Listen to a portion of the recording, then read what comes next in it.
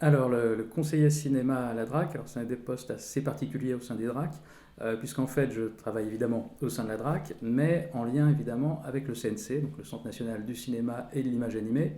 Il faut savoir qu'il existe dans chaque région aujourd'hui en France ce qu'on appelle des conventions cinéma. En fait, ce sont des conventions de développement, de coopération pour le cinéma et l'audiovisuel, entrepassées entre l'État, donc la DRAC, le CNC et des collectivités, en général les régions, en l'occurrence ici la région Île-de-France, mais aussi la ville de Paris et le département du 93, puisque ces trois collectivités ont des fonds de soutien.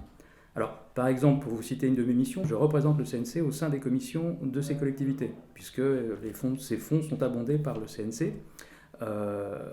J'ai aussi des missions qui sont aussi en lien avec le CNC, alors plus du côté de l'exploitation, qui sont à la fois des missions, on va dire, de veille, de conseil du secteur de la diffusion et de l'exploitation cinématographique en Île-de-France, en l'occurrence, mais aussi en tant que membre de la commission Art et Essai. Je suis aussi membre de la commission d'aide sélective du CNC. Alors là, à l'heure actuelle, je suis membre représentant l'ensemble des DRAC, mais je donne avis pour l'Île-de-France aussi. C'est des aides en fait à la création, pour aider à la création des cinémas ou à leur rénovation.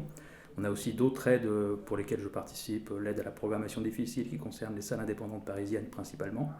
Voilà, donc dans le secteur de l'exploitation, j'interviens aussi donc à ce titre auprès du CNC et par ailleurs un rôle important, surtout en Ile-de-France, c'est que j'instruis pour l'État les demandes qui sont déposées dans les commissions départementales d'aménagement cinématographique. Pour terminer sur ce qui est vraiment, on va dire, un peu régalien, enfin en tout cas de tout ce qui est avis, autorisation, je m'occupe aussi des autorisations de séances en plein air, et aussi une veille sur ce qu'on appelle la diffusion non commerciale, c'est-à-dire hors billetterie CNC.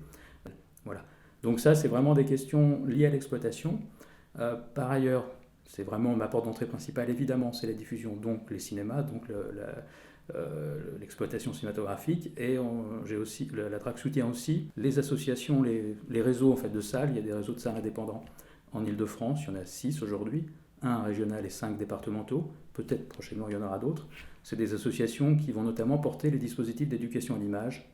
Donc tout ça, c'est accompagné par la DRAC, toujours avec le CNC d'ailleurs, enfin, plus évidemment, les dispositifs que vous connaissez sans doute, école et cinéma, collège au cinéma, lycéens, apprentis au cinéma, qui sont cofinancés par les collectivités dans certains cas, lycéens au cinéma avec la région Île-de-France, passeurs d'images aussi sur le hors-temps scolaire, qui est un dispositif important dans le cadre de la politique de la ville. Et par ailleurs, il y a aussi l'aide, c'est une question d'ailleurs très d'actualité, l'aide au festival, alors qui sont soit aidés, c'est toujours pareil, sur un fonds, disons, je peux puiser sur le fonds de soutien du CNC pour les festivals les plus importants, disons, à l'échelle régionale, notamment ceux qui mettent en valeur la jeune création, puisque c'est, comme on a des fonds d'aide à la création, c'est un peu prioritaire, et des festivals qui, qui sont souvent plus petits, pour un aspect plus territorial, vont être aidés directement sur les fonds de la DRAC, souvent pour des actions d'ailleurs d'éducation artistique qui vont mener à côté de leur diffusion.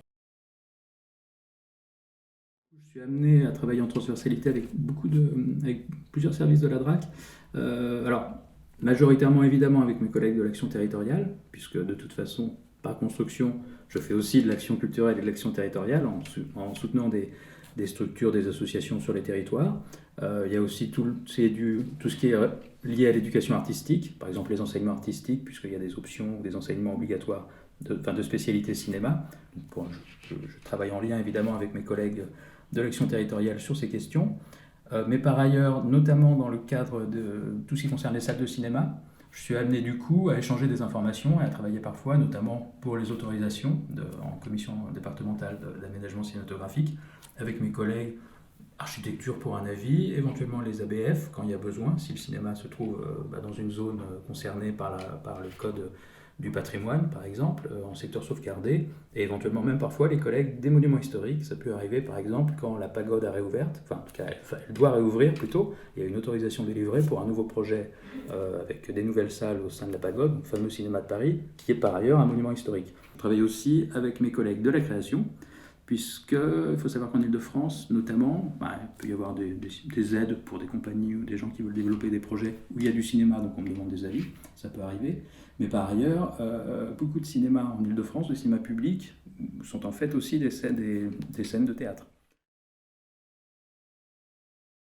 Alors la semaine de travail type, elle est jamais normée, c'est ça qui est bien. Alors évidemment, il y a en fonction des temps dans l'année, par exemple si on parle de subventions, c'est à peu près les moments où elles vont arriver, où on va les traiter, où on va rencontrer de manière relativement qui se répète d'une année sur l'autre, enfin en tout cas les partenaires principaux et importants. Évidemment, il faut préparer le budget, etc. Donc ça, c'est un travail sur l'année. Après, je suis extrêmement tributaire des demandes qui tombent. Alors, c'est des dossiers quand même qui peuvent être assez longs à instruire. Il faut vraiment, enfin, si on veut s'en donner la peine et le faire bien, et pouvoir étayer son avis, parce que ça peut être un avis favorable ou défavorable. Donc c'est quand même un temps de rédaction, de contact, etc., d'analyse de la situation locale qui est quand même assez chronophage, en tout cas qui me mobilise un certain temps, surtout en Ile-de-France, il y a beaucoup de demandes. J'en gère facilement 6, 7, 8 par an, voire plus les années vraiment exceptionnelles. Et après, il y a toutes les demandes multiples et variées, des gens qui contactent la DRAC et qui veulent contacter le conseiller cinéma, donc accompagner des personnes qui veulent faire du cinéma, en tout cas les conseiller, les orienter, ou des personnes qui veulent faire de l'éducation artistique, dans le champ du cinéma ou de l'image en général. Il y a des demandes, alors parfois fantaisistes, il faut bien le dire, mais il faut les traiter aussi évidemment. Il y a tout un suivi aussi du secteur en lien avec la région notamment. Par exemple, en ce moment on échange sur les studios, pas d'intervention directe de la DRAC, mais on est sollicité par les préfectures, on échange avec le CNC, la région, pour savoir un petit peu quel serait le schéma, par exemple, d'implantation de studios en Ile-de-France intéressant. C'est une question d'actualité. Donc après, on est souvent obligé de répondre aux urgences, plus des notes à faire, etc. Enfin, ça, c'est un peu le quotidien de tous les conseillers en DRAC.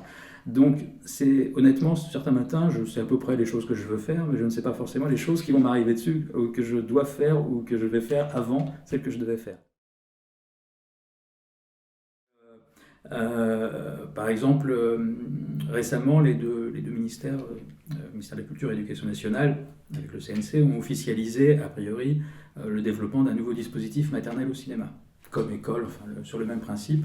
Ça se faisait déjà un petit peu, mais c'était d'une manière expérimentale.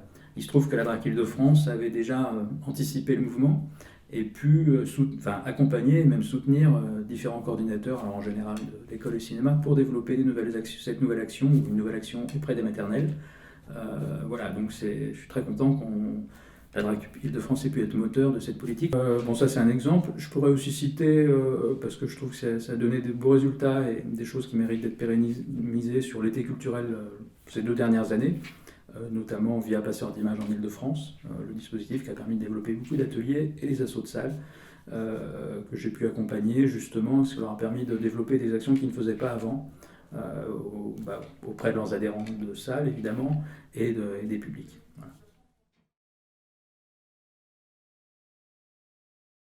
Il faut quand même aimer son secteur, le connaître vraiment. Ça, c'est la première qualité, mais qui me semble être une qualité de l'ensemble des conseillers dans la DRAC et aussi des personnes dans les services patrimoniaux.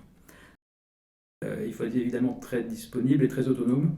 En tout cas, je travaille en autonomie. Je dois prendre des décisions. Évidemment, je valide. Ça va de soi par ma direction. Si je après, et peut-être un sens de la négociation aussi.